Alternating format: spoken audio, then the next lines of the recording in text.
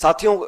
जब ये घोषणा मीडिया के माध्यम से, और मैं सिर्फ उन बातों को रखना चाहता हूं जो पब्लिक डोमेन में है,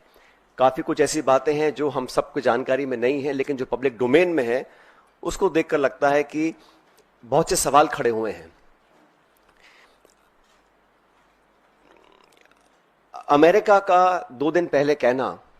कि it is none of our business, उसके बाद secretary of state, vice president, US president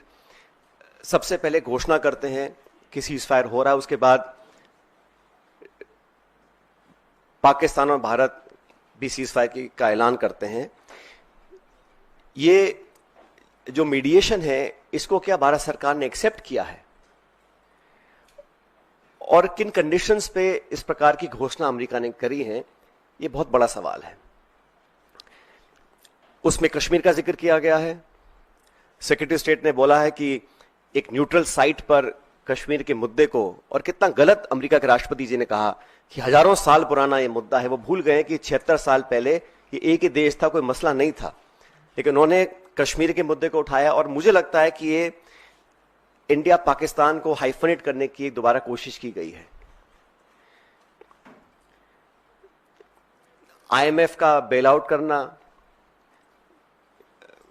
पहले भी बैक चैनल डिस्कशंस होते होंगे, डिप्लोमेसी का अपना एक रोल है दुनिया के हर कोने में, लेकिन इस प्रकार वॉशिंगटन से सीज फायर की अगर घोषणा होती है तो कई सवाल खड़े करता है।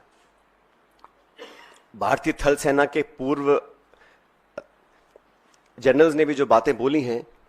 उस पर भी हमको ध्यान देना चाहिए।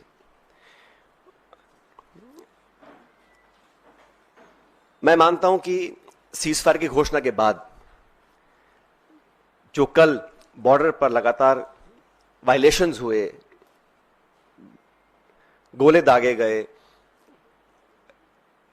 ये उस विश्वसनीयता को खत्म करता है। अगर सीज फायर हुआ है, अनाउंस हुआ है, दोनों पक्षों ने,